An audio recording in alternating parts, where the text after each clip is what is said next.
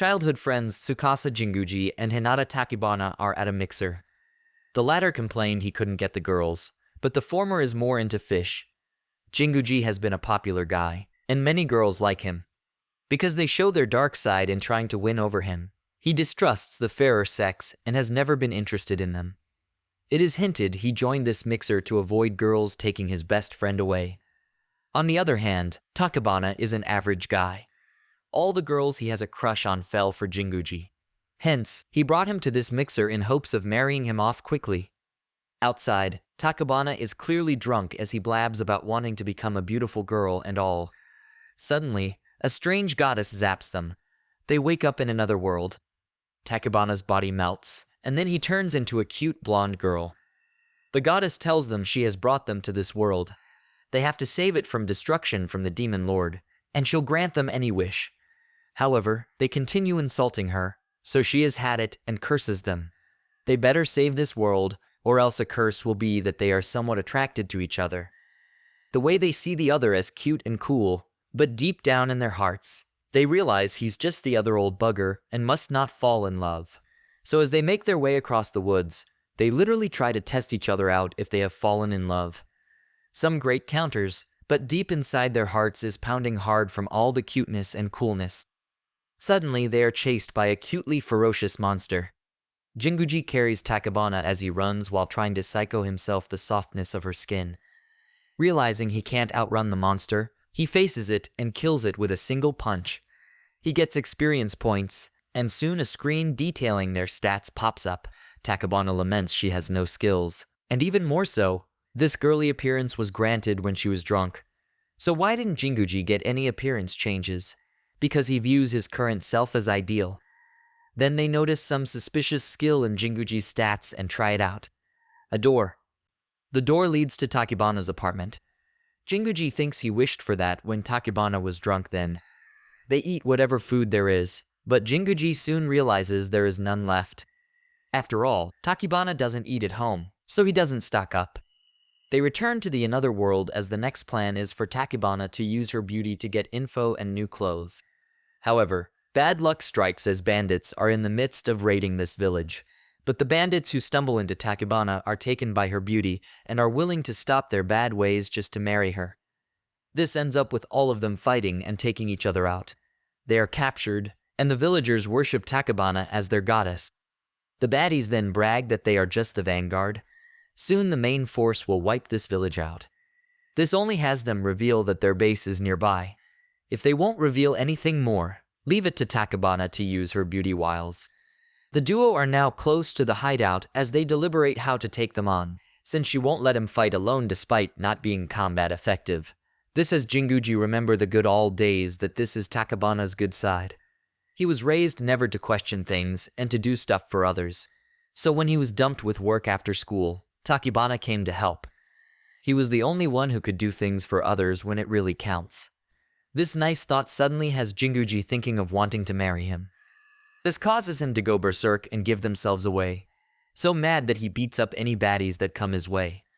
Even the villagers are here to help, but those who get too close to Takibana will get beaten up too.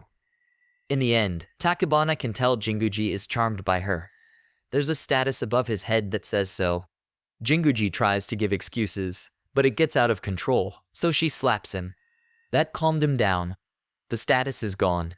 After securing the hideout and all its treasures, Takibana has this wicked idea that even Jinguji has his weaknesses. Hence she teases him about it. And isn't it a good thing that she is the one who knows it? She feels good and invincible until Jinguji smacks her down. Then she realizes the place is on fire. Jinguji was too deep in his thoughts on what Takibana said. A couple of elves wake up in the morning, ready for another day of protecting their forest, but it's all burnt down. Jinguji puts up the pelt of that defeated monster. He learns it is some sort of guardian deity, but it's not theirs, so feel free to do whatever they want with it. He returns to Takibana, but sees her totally naked body since she just came out of the shower. The first girl he has ever seen naked is technically his best friend. When they return, Lulu is screaming her head off and wants blood, and this monster is the elves' guardian deity. As the duo contemplates this, Jinguji comes to the conclusion that they had to kill the deity as self-defense. and hence this justifies burning down the forest. Tachibana tries to be more diplomatic, but Jinguji's arrogance always gets in the way. He will not apologize. But soon Talalilo gets distracted by Tachibana's beauty and gets jealous.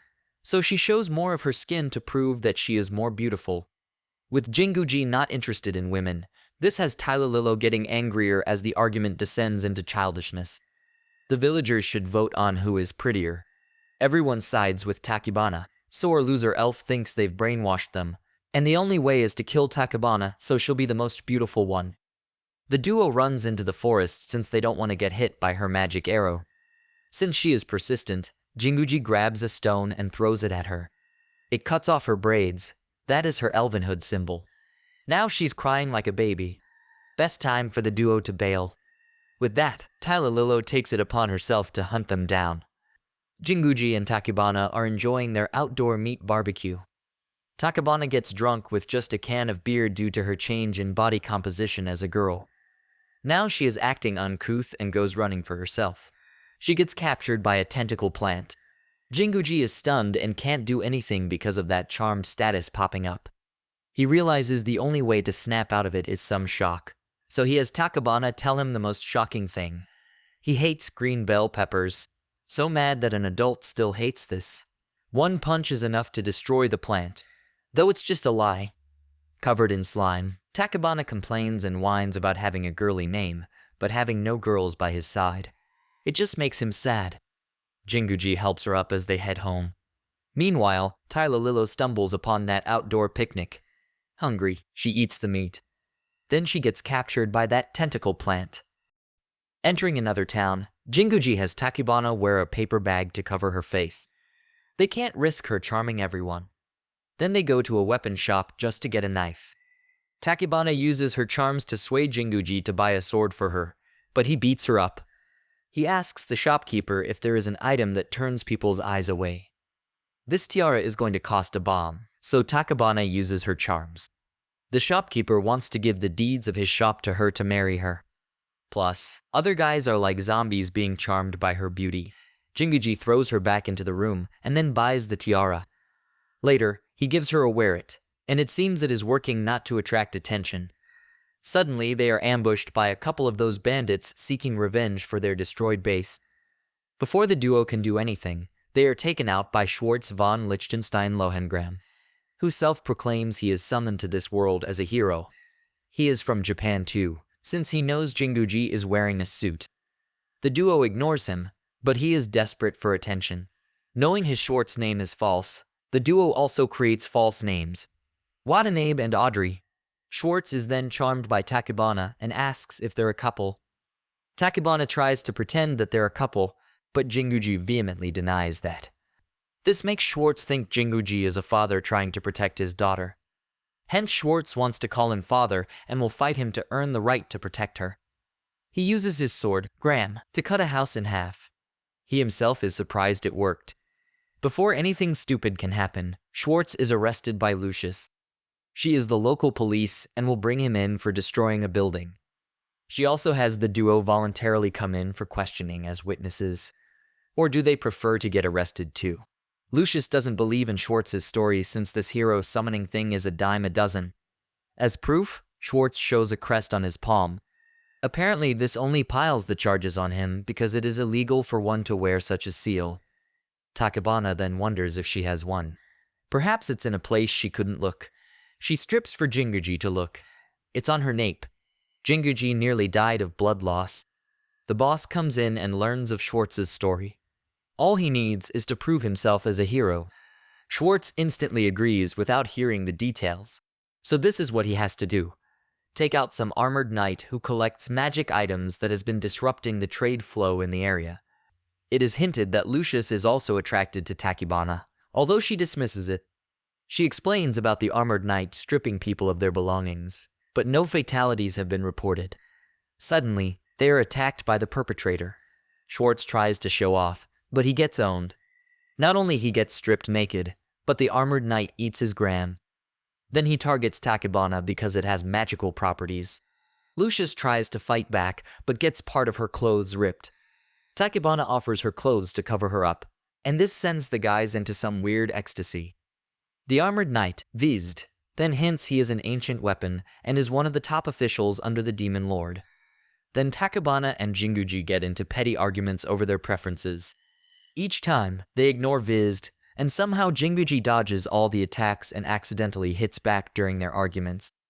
In the end, a powerful takedown on Vizd also ends their stupid squabble. Then out comes the armor of Vizd, who is actually a petite bratty girl. She is taken back for interrogation, but she remains cocky and defiant. She doesn't know how fearsome Lucius' interrogation is, especially her grudge over her for ripping her clothes. Schwartz tries to tell her he is the hero, but even she thinks he is a phony.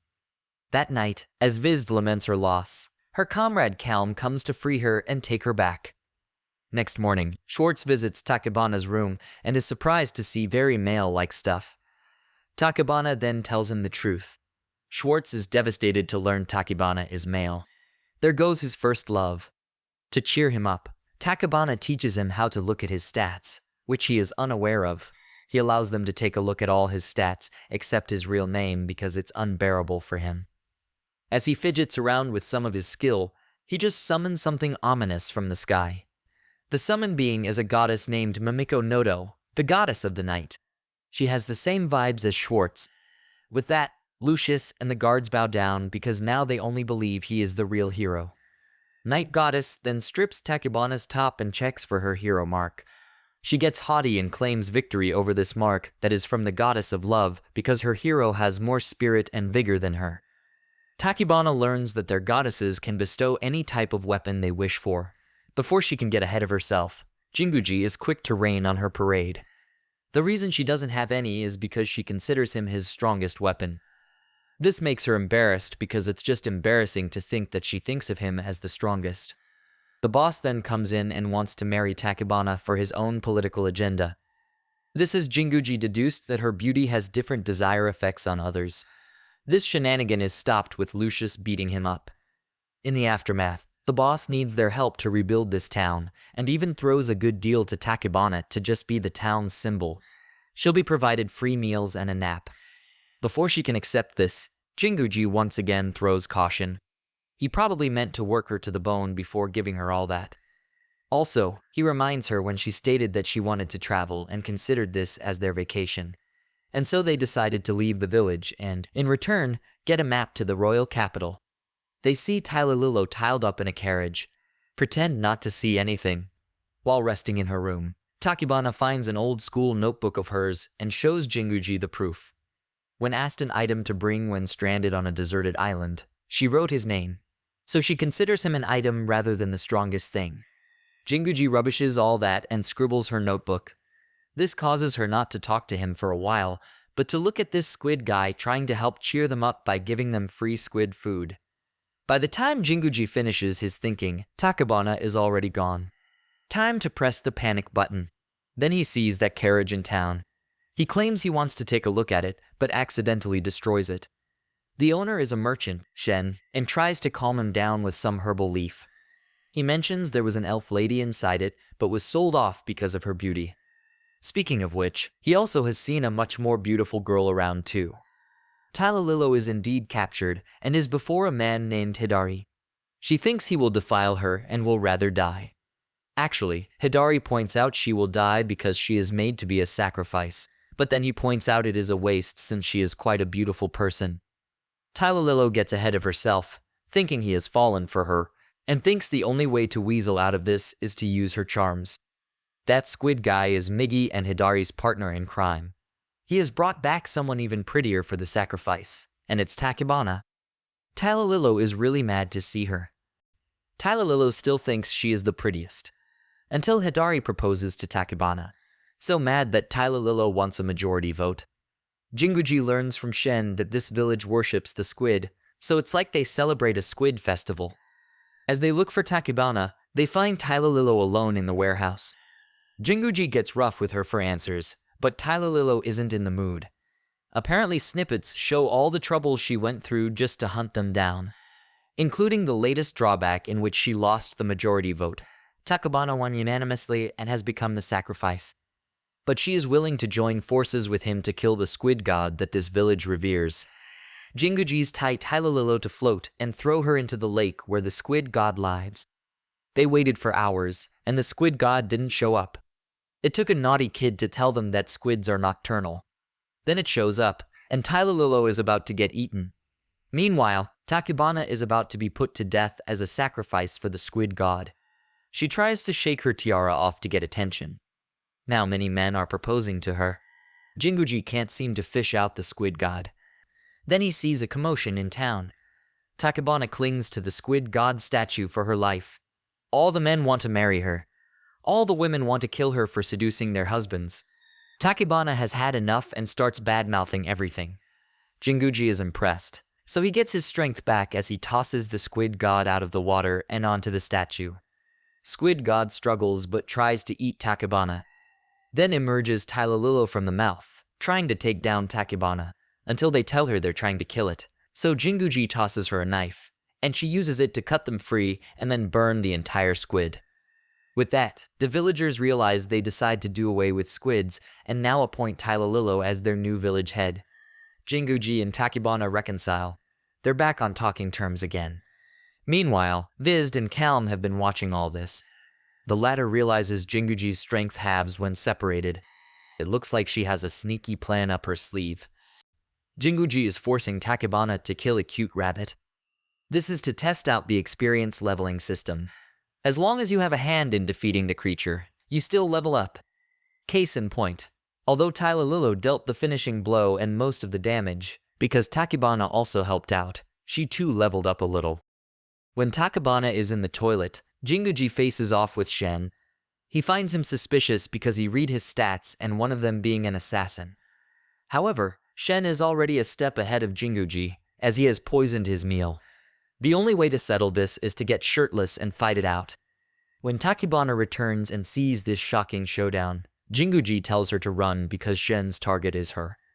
However, Shen claims he is not charmed by her. This makes Tachibana jealous because if she isn't cute, she has nothing. The more she tries to flaunt her cuteness, the more annoyed Shen gets, to a point that Tachibana is going to strip herself and make him fall for her. Before this could kill Jinguji, he tries to distract himself by looking at Shen. In this twisted mind game, Shen claims victory since Jinguji chose him. Both now try to seduce him. It's lose-lose for Jinguji, as they're both men. Tachibana realizes too late that Shen's target is Jinguji because he was never charmed by her anyway. Shen knocks her out and then proceeds to massage Jinguji. He noticed Jinguji was very tired, so as one coming from a family of masseurs, he wants to relieve his tiredness. As they enter the capital, Shen shows them directions to the temple. They need to gather info on the demon lord if they can find the goddess of prophecy. The nun seems very polite and attractive, and if they want to join this faith or even observe it, they must wear this skimpy bikini. For the sake of information, Tachibana sums up her courage to wear it. Then they enter the hall. Just a huge pool party with merry revelers. Jinguji wants to destroy the entire place. The nun then sees the mark behind Tachibana's neck, and soon everyone turns against them. It gets even worse when Jinguji badmouths about their stupid goddess. It's better for him to risk his life and be at odds protecting Tachibana because it's just tiring to be considerate. No matter what weapons or magic they throw at him, Jinguji is unbeatable. The brawl ends when a cute chick, Maria, tells them to step and tells them they are heroes summoned here by the goddess.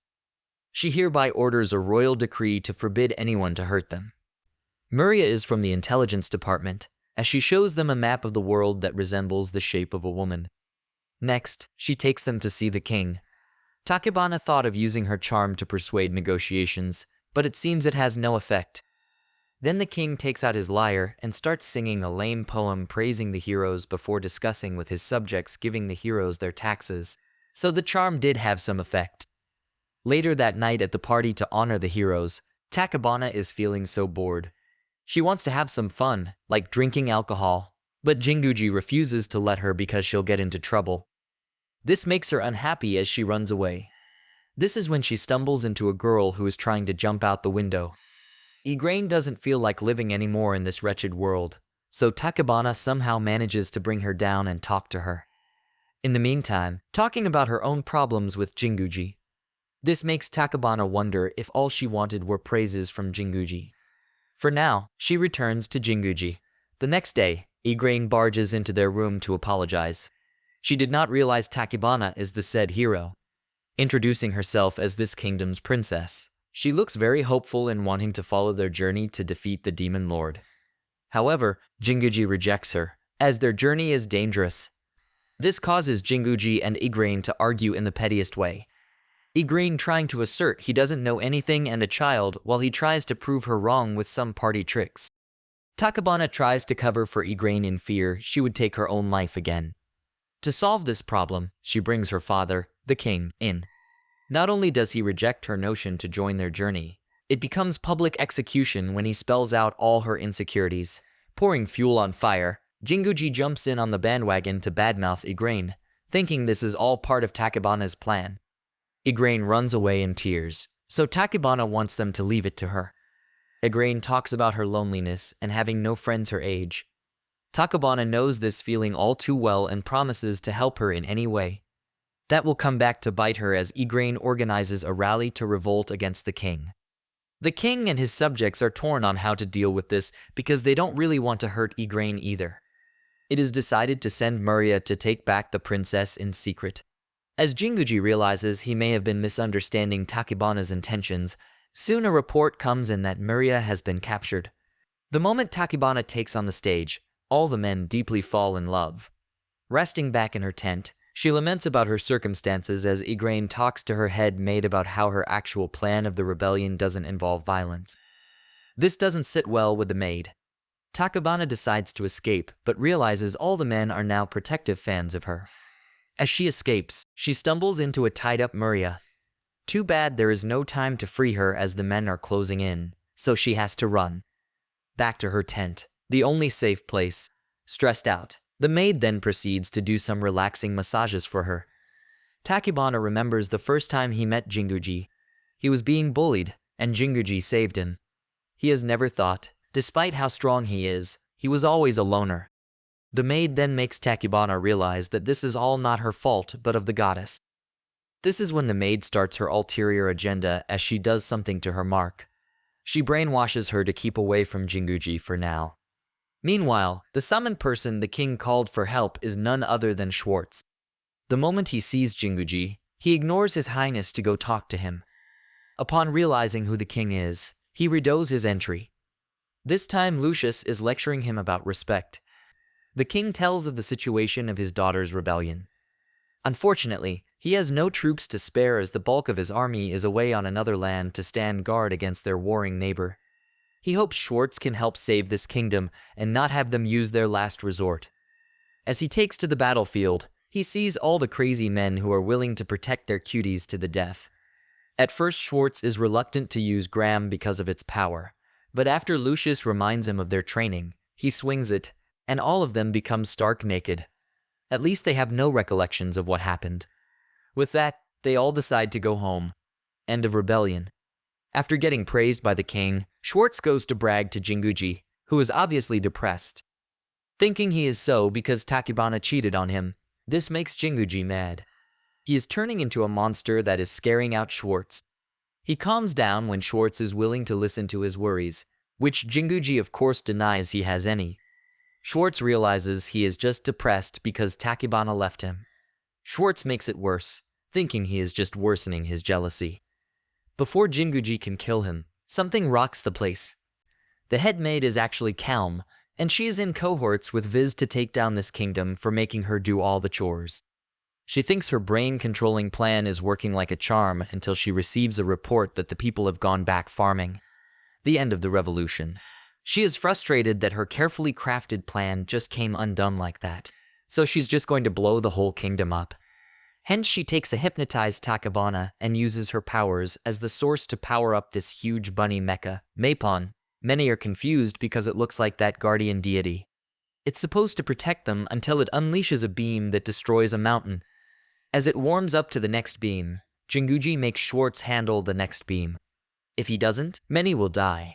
That pressure luckily has him deflect the beam. That is when Vizd communicates with them, revealing that Takabana is inside. Jinguji then provokes her to shoot another beam. Calm soon argues with her to get the job done instead of stalling. This argument leads to more juicy revelations, like how the beam takes time to recharge, and she's just talking to stall for that. Also, it would be dangerous for Jinguji to get close. And so Jinguji takes Schwartz as they make their way closer to Maepon. After Vizd fires the next beam and misses, suddenly everything blacks out. Takabana has taken over. Jinguji is glad that she is okay, but it seems the sentiment is not mutual for her. Long story short, Takabana's true feelings pour out as she rants about her jealousy over him. She feels that everything good has happened to him all the time but none for her. She wants to be praised. She blames him for never praising her once in his entire life. Although Takabana knows she is in the wrong and acting like a child, she can't help but feel worthless to him. She is only suffering so much because having him as a friend is the only thing she can brag about. Therefore, she is nothing and useless. Jinguji falls into despair as he reveals he has never praised anyone before. He could have died had Schwartz not come to his rescue. As Jinguji is wallowing in his self-loathing, for once Schwartz does something good and tries to snap him out of it, like saying Takabana has always been proud to be his friend. Jinguji better hurry come to his senses as Schwartz is using all he's got to defend against Maepon's onslaught. And so Schwartz snaps because Jinguji is so whiny. In fact, Schwartz mentions his own jealousy when his friend's got a girlfriend. So basically, feeling jealous is normal. Short flashback shows of Jinguji's strict upbringing, in which he was not allowed to show any weaknesses. Now that he has come to his senses on this, it is time he gets honest with his best friend. Jinguji begins his praises for Takabana, but it seems Calm is trying to brainwash her that it isn't so. However, this doesn't exactly work. Although Takabana still feels envious about Jinguji being her hero, she uses her own strength to pull out whatever mind control thingy on her mark. This stops Maepon dead in its tracks. On second thought, Maepon now goes on an annihilation mode. Any living thing will be annihilated. Schwartz cuts Maepon to allow Jinguji to enter. Seeing she is in self-loathing mode, he begins his ranting of praising her. With that, their friendship is amended, and they escape before Maepon self-destructs. Takabana apologizes to the king for all the troubles, but the king also apologizes. Jinguji believes the culprit responsible is the head maid and must be part of the Demon Lord's army. This makes the duo believe they need to return to their mission to defeat the Demon Lord. However, Schwartz knows where the Demon Lord's location is. He never told them because he assumed they knew after all. It is the goddess who is supposed to tell them. And also, they didn't ask. Takabana and Jinguji rest in their room before they leave tomorrow. Takabana almost gets charmed when Jinguji changes before her. She claims she is just tired. The next day, they part ways with Schwartz, who thinks he has learned a lot from the duo, but he's still the same douchebag. Takabana and Jinguji realize that they are in danger of falling for each other, and to prevent themselves from getting married and having a baby, they're going to defeat the Demon Lord and lift this damn curse.